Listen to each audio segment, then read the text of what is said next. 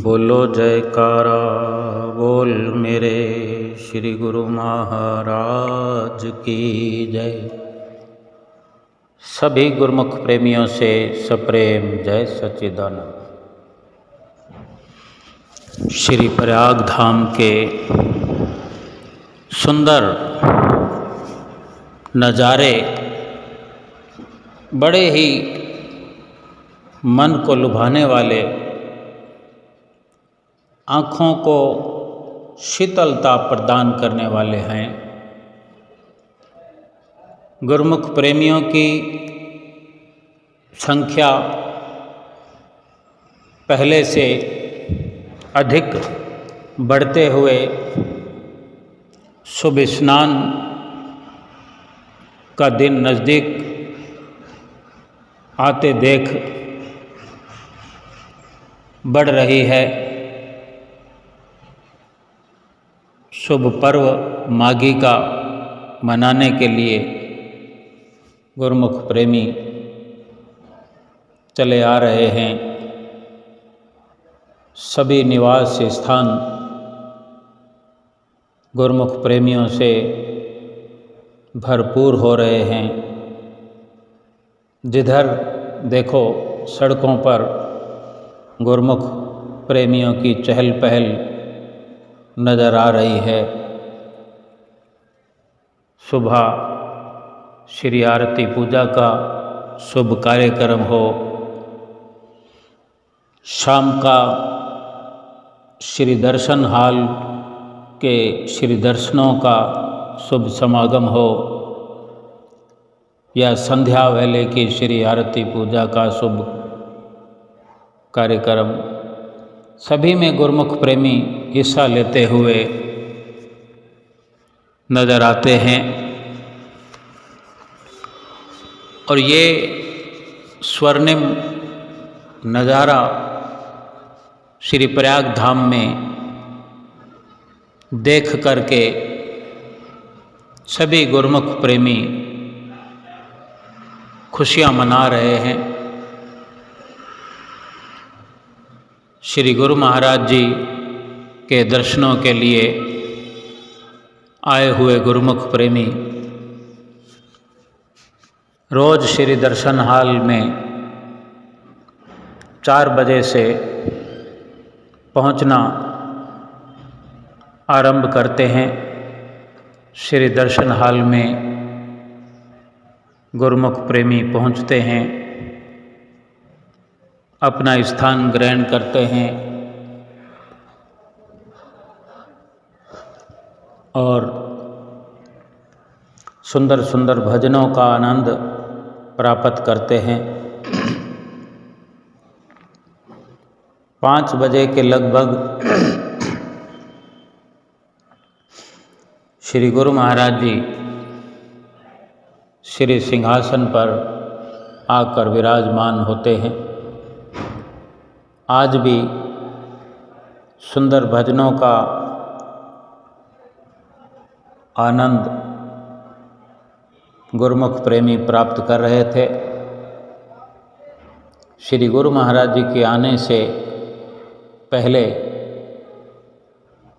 जो भजन एक महात्मा जी बोल रहे थे कि ये पर्दा हटा दो, ज़रा मुखड़ा दिखा दो, हम आपको चाहने वाले हैं कोई गैर नहीं। इत्तफाक कहें, संजोग कहें या चमत्कार कहें, उसी वेला में श्री गुरु महाराज जी पर्दों के पीछे आकर सिंहासन पर विराजमान हुए और सुंदर सफ़ेद पर्दे खुल गए और श्री गुरु महाराज जी ने सभी दंडवत किए हुए गुरुमुख प्रेमियों को हुक्मनामा देकर उठाया और सभी गुरुमुख प्रेमी आशीर्वाद प्राप्त करके बैठ गए श्री हजूरी में। और महात्मा जनों ने लाइन में लगकर माथा टेकना श्री हजूर के चरणों में प्रारंभ किया। सभी महात्मा जन माथा टेकते हुए आशीर्वाद प्राप्त करते हुए अपनी जगह पर बैठ रहे थे। और इसी प्रकार सुंदर भजन बोला जा रहा था। सभी महात्मा जनों के माथा टेकने पर प्रसाद वितरण करवाने वाले गुरुमुख प्रेमियों ने भी सामने की लाइनों में आकर के श्री गुरु महाराज जी के चरणों में श्रद्धा सुमन अर्पित किए। श्री गुरु महाराज जी को सुंदर तिलक गोल्ड का भेंटा किया। श्री गुरु महाराज जी के मस्तक भाल पर सुंदर तिलक लगा हुआ, ऊंचे और सच्चे सिंहासन पर श्री गुरु महाराज जी सुंदर सुंदर गुलाबी हारों में सुशोभित हो रहे और सिंहासन को थोड़ा पहले से और अधिक ऊंचा कर दिया गया और सभी गुरुमुख प्रेमियों को सुंदर सुंदर दर्शन होने लगे। सभी लाइनें खाली थी। सभी महात्मा जन भी जो हुजूरी में खड़े होते हैं बैठ गए। ये समय था सत्संग का। सत्संग की शुरुआत हुई। आदरणीय महात्मा जी ने अपने वचनों में ये सुनाया कि श्री परमहंसों ने अपने खून का कतरा कतरा करके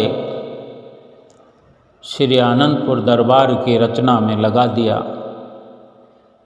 समय समय पर रूप धार के समय समय पर,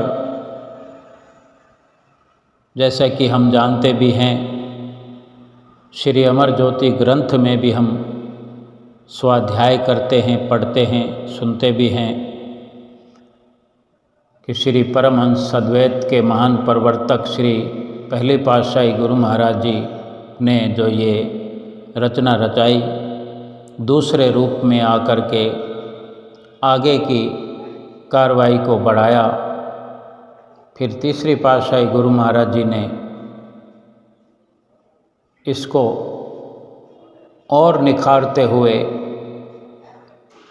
और फिर आगे चौथी पातशाही गुरु महाराज जी ने खूब भक्ति का डंका बजाया। पंचम पातशाही गुरु महाराज जी ने पांचवें रूप में आकर देश तो देश विदेशों में भी भक्ति का परचम लहराया। श्री आनंदपुर धाम का नाम स्वर्णिम अक्षरों में लिखवाया। और आज हाजिर हजूर छठी पातशाही गुरु महाराज जी हमारी आँखों के सामने सुंदर भक्ति का जीता जागता स्वरूप हमें दिखा रहे हैं, भक्ति की राह पर हमें चला रहे हैं। सत्संग में फरमान हुआ कि जिस भगवान को पाने के लिए, जिस पार ब्रह्म परमेश्वर परमात्मा को पाने के लिए योगी तपस्वी मुनि जन कंदराओं में और जंगलों में अधिक अधिक तपस्या करके, योग करके पाना चाहते हैं, पाने की तमन्ना से तपस्याएं करते हैं, तप करते हैं, वही पार ब्रह्म परमेश्वर गुरुमुख प्रेमियों के सामने विराजमान होकर के श्री प्रयाग धाम में ऊंचे सच्चे सिंहासन पर विराजमान होकर दर्शन दे रहे हैं और गुरुमुख प्रेमियों को भक्ति के धन से माला माल कर रहे हैं।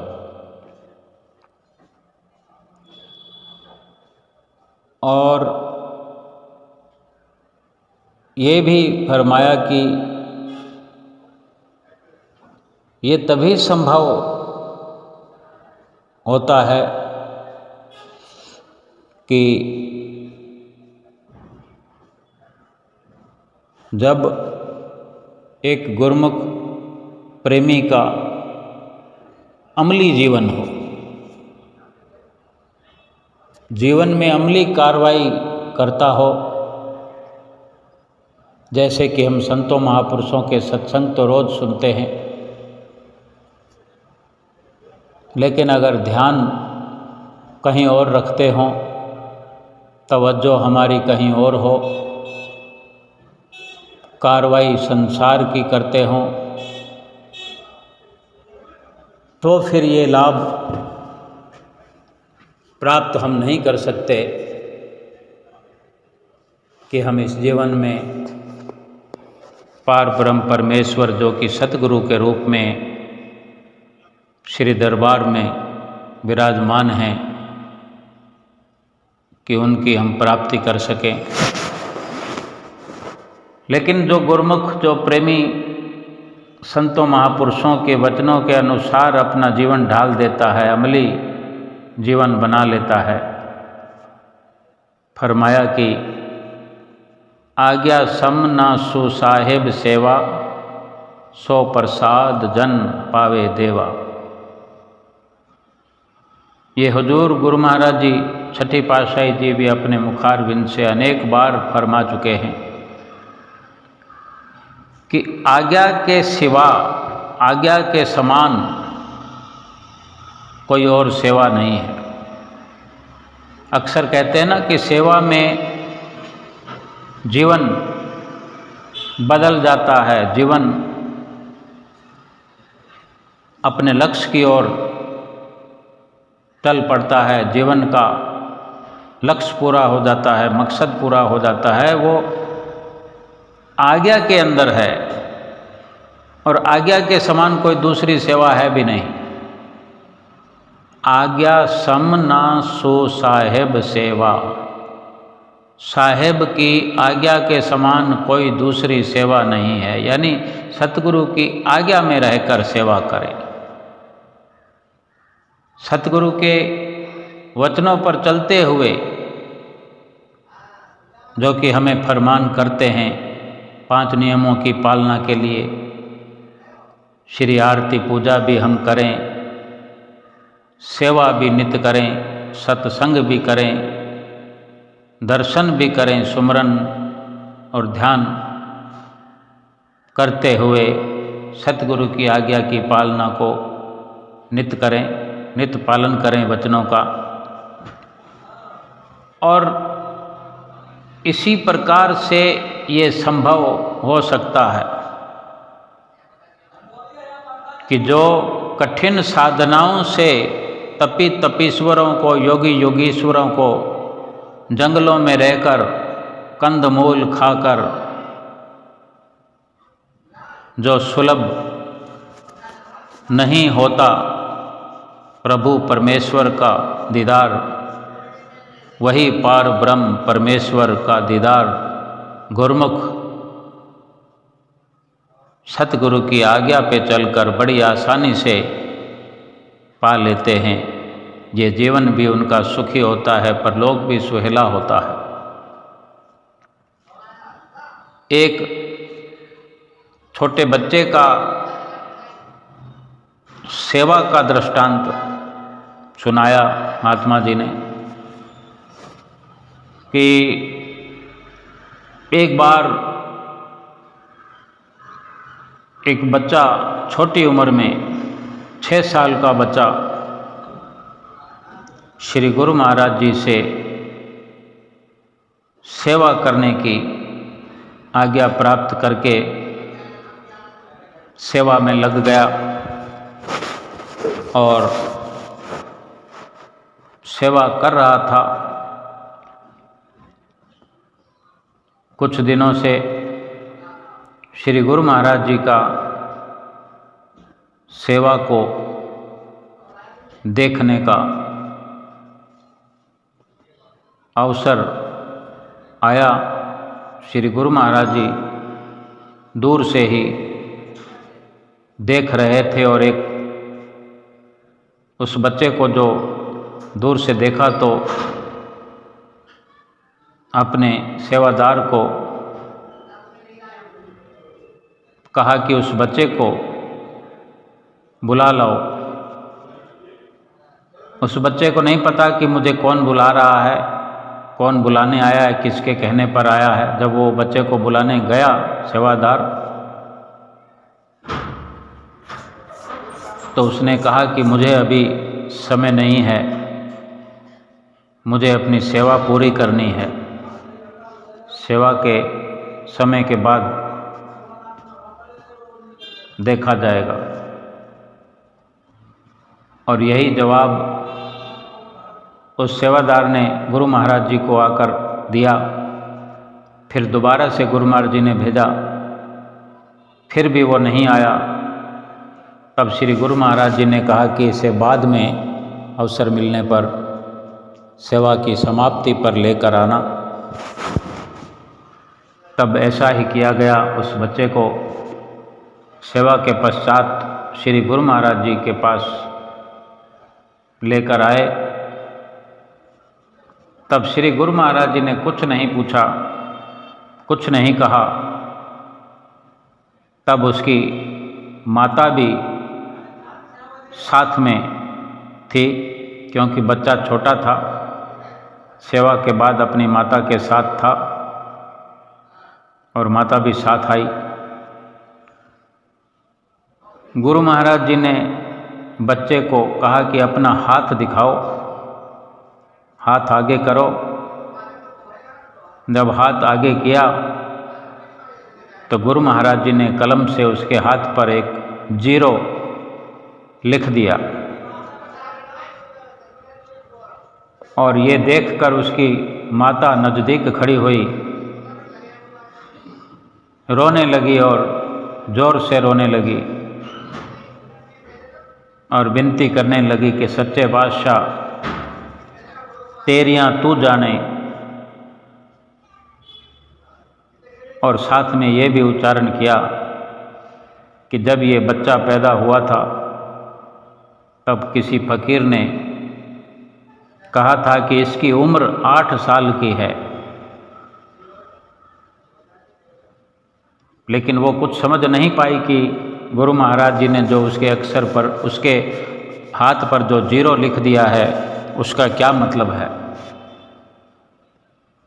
लेकिन श्री गुरु महाराज जी ने उसकी 8 साल वाली उम्र की बात सुनकर फरमाने लगे कि अब इसकी उम्र 8 नहीं 80 साल है। 8 तुम्हें मिले हुए हैं, 0 हमने लगा दिया है और 8 के 80 कर दिए हैं। तो मारे खुशी के वो माता झूमने लगी। ये है सेवा का प्रभाव। सेवा बेशक हम सभी करते हैं, लेकिन सेवा से जब प्रसन्न हो जाते हैं सतगुरु, दयाल हो जाते हैं, तो सतगुरु कुछ भी अपने सेवक के लिए कर सकते हैं। हम रोज़ श्री आरती के, शाम की श्री आरती में स्तुति में गाते हैं, जिस पर होए गुरु दयाल, भक्ति धन से करे निहाल। कि जिसका दिल सतगुरु की आज्ञा में रम जाए, दीवानगी की हद तक जो सतगुरु से प्यार करने लगे, सतगुरु के चरणों में विश्वास करने लगे, सतगुरु की ऐसे ही प्रसन्नता उतरती है कि वो भक्ति के धन से माला माल कर देते हैं अपने सेवक को। जैसे वर्णन भी है, 3 लोक 9 खंड में,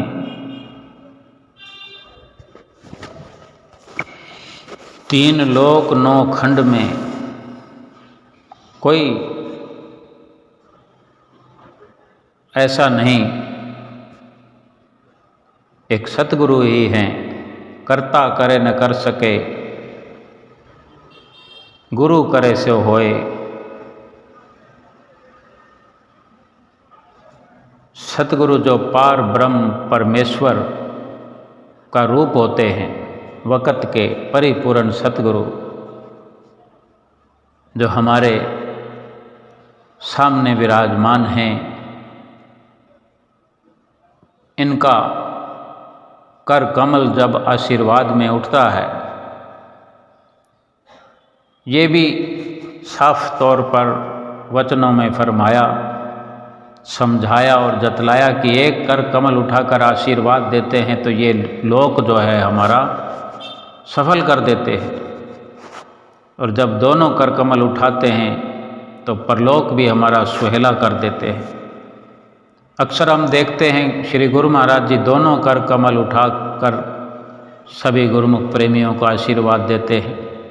श्री कार में बैठकर भी 2 कर कमल उठाकर आशीर्वाद प्रदान करते हैं। अक्सर अपनी मौज में दोनों कर कमल उठाकर आशीर्वाद दिया करते हैं। जब गदगद प्रसन्न होते हैं श्री गुरु महाराज जी अपने गुरुमुख प्रेमियों पर, दूर दूर से गुरुमुख प्रेमी आते हैं, श्री दर्शन हाल में बैठे होते हैं, दर्शन कर रहे होते हैं, अपने सतगुरु की ओर निगाहें उनकी लगी होती है, अपने सतगुरु का दर्शन पाकर अपने भाग मना रहे होते हैं। जाने किस मौज में श्री गुरु महाराज जी गदगद प्रसन्न होकर के दोनों हाथ उठा करके अपने प्रेमियों को आशीर्वाद देने लगते हैं। ऐसा लगता है कि श्री गुरु महाराज जी हमें संसार की तपिश से, संसार की मोह माया की आग से बचा करके शीतलता प्रदान कर रहे हो, अपनी छत्र छाया का सुरक्षा कवच प्रदान कर रहे हो। कैसे लाइनों लाइन आशीर्वाद देते हैं चुन चुन करके कि कोई गुरुमुख प्रेमी आशीर्वाद से वंचित ना रह जाए। हमारा भी ये मुख्य कर्तव्य होना चाहिए कि श्री गुरु महाराज जी हमसे इतना प्रेम करते हैं, प्यार करते हैं, इतना हमें सत्कार करते हैं, किस लिए? कि हमारा जीवन सफल हो जाए, हमारा इस दुनिया में आना पूर्ण तौर पर सफल हो जाए, हमारा जीवन खुशहाल बन जाए। लेकिन ये तभी संभव है कि हम सतगुरु की आज्ञा पर चलें, उनकी मौज पर चलें, उनकी मौज में उन्हीं की इच्छा में अपनी इच्छा मिला दे। एक ये भी दृष्टांत, एक राजा के पास कोई नौकरी करने के लिए आया, तो राजा ने उससे पहले उसका नाम पूछा, तो उसने झुककर बड़े आदर से कहा कि आप जिस नाम से पुकारे मुझे मंजूर है, वही मेरा नाम है। उससे पूछा कि तुम यहाँ रहकर क्या खाया करोगे, क्या खाना पसंद करोगे? तो उसने कहा, जो आप खिलाएंगे वही मैं खाना पसंद करूँगा, और क्या पहनोगे तो जो पहनाओगे वही पहनूंगा। और पूछा कि तुम्हारी कोई इच्छा हो तो बताओ, कि जो आपकी इच्छा है, जो आपकी इच्छा होगी वही मेरी इच्छा हो। इस प्रकार के प्रश्नों के उत्तर देकर वो राजा का प्यारा बन गया। उसे एक नौकर की हैसियत से नहीं, उसे एक मालिक का दर्जा दिया, उसको मालामाल कर दिया। ऐसे ही गुरमुख प्रेमियों का जीवन भी एक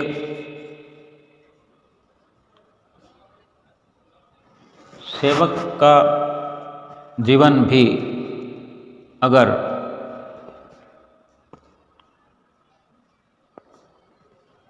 सतगुरु की मौज पर आधारित हो, सतगुरु की इच्छा ही वो अपनी इच्छा समझे, क्योंकि सेवा कैसी भी करें, कम करें ज़्यादा करें, लेकिन सतगुरु की आज्ञा व मौज से करें। सतगुरु की मति पर चल करके, सतगुरु की मति से अपनी मति को मिला दे। न खुशी अच्छी है न मलाल अच्छा है, जिस हाल में तू रखे वो हाल अच्छा है। क्योंकि अपनी मति पर चलने वालों का तो हम दुनिया में हाल देख रहे हैं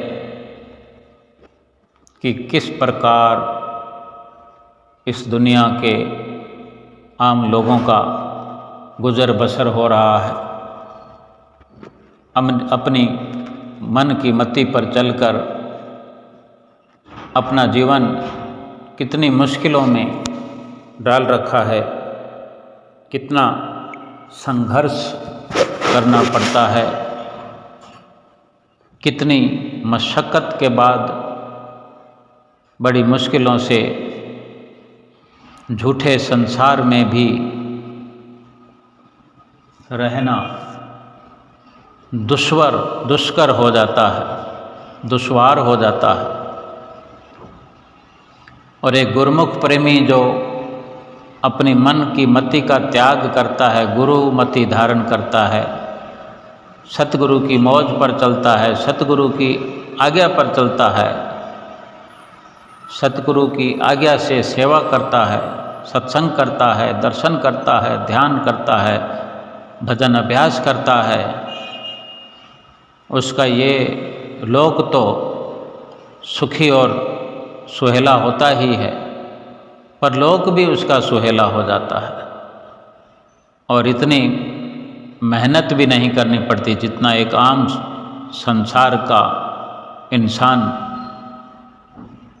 आम इंसान संसार का जो रात और दिन बेजार होता है, मुश्किल घड़ियों को देखते हुए समय व्यतीत करता है, श्वासों को खर्च कर देता है, अनमोल श्वासों की पूंजी को लुटा देता है और किसी भी पल सुख चैन नहीं पाता, किसी तौर पर भी किसी प्रकार भी खुशी की प्राप्ति नहीं कर पाता। क्षणभंगुर सुखों में थोड़े थोड़े समय का सुख मिलता है, थोड़े समय की खुशियाँ पाता रहता है और दुखों में हर वक़्त गलतान रहता है। और ये जीवन यूं ही समाप्त हो जाता है, जो बड़ी मुश्किलों से मिला है, बड़े भागों से ये जीवन मिला हुआ यूं ही नष्ट करके इस दुनिया से चला जाता है। एक गुरुमुख सेवक इस दुनिया में आकर जो कि सतगुरु की मौज को सिरोधार्य करके ये जीवन अपना खुशियों से भरपूर करता है, खुशियों से अपनी झोली भरता है, भक्ति का धन इकट्ठा करता है, संसार में रहते हुए संसार का कार्य व्यवहार करते हुए अपने चित्त को अपने सतगुरु के साथ अपने संबंध को जोड़ करके हर पल भक्ति की कमाई करते हुए, भक्ति का धन इकट्ठा करते हुए सतगुरु की प्रसन्नता प्राप्त करता है। हमारे श्री परमहंसों ने इस सुंदर दरबार की रचना ही इसीलिए की है और आज उसी रचना को और आगे हुजूर गुरु महाराज जी बढ़ा रहे हैं, तो इसीलिए कि गुरुमुख प्रेमी हर प्रकार से इसमें अपना योगदान दे करके भक्ति कर सके, भक्ति का खजाना हासिल कर सके, भक्ति का धन प्राप्त कर सके, क्योंकि भक्ति का धन ही आत्मा का निजी, आत्मा का कल्याण करने वाला है, आत्मा को परमात्मा से मिलाने वाला है। आत्मा की असली खुराक ही नाम, भजन, अभ्यास और ये नित्य नियमों की पालना से मिलती है। इसी भक्ति की कमाई से ही आत्मा परमात्मा से मिलती है, आत्मा अपने निज घर पहुंचती है, जो कि चिरकाल से बिछड़ी हुई 84 लाख योनियों में भटक भटक करके इस मनुष्य जीवन में ये अवसर मिला है और इस अवसर का, इस मनुष्य जीवन का असल लाभ ही यही है कि हर गुरुमुख प्रेमी सतगुरु की मौज पर चले, सतगुरु की आज्ञा पर चले और अपने जीवन का सच्चा लक्ष्य हासिल करे, जीवन का मकसद पूरा हो। अगर भक्ति परमार्थ के लिए कष्ट भी सहन करना पड़े तो वो भी सफल है, और संसार में अगर सुख भी मिले, शरीर के सुख मिलते हों, खाने पीने की सुविधाओं से भरपूर हो जीवन, लेकिन जीवन में अगर भक्ति नहीं तो फिर 84 लाख योनियों में जाना पड़ेगा और अथाह दुखों को प्राप्त होकर ये जो अहिला जन्म है, ये जो स्वर्णिम अवसर है, उन क्षणभंगुर सुखों के लिए, नाशवान सुखों के लिए अगर यूं ही गंवा दिया तो फिर ये जीवात्मा फिर से 84 लाख योनियों में चली जाएगी, फिर परमात्मा से मिलना मुश्किल हो जाएगा, बहुत मुश्किल हो जाएगा। इसलिए महापुरुष बार बार चिताते हैं, समझाते हैं, और यही आज श्री हुजूर गुरु महाराज जी की हजूरी में सुंदर सत्संग का सार समझाया गया कि महापुरुषों के वचनों पर अमल करके अमली जीवन बनाओ, अमली जीवन बना करके अपने निज घर को जाओ, ये जीवन सफल होगा। सतगुरु की प्रसन्नता प्राप्त होगी और आत्मा का कल्याण होगा। बोलो जयकारा बोल मेरे श्री गुरु महाराज की जय।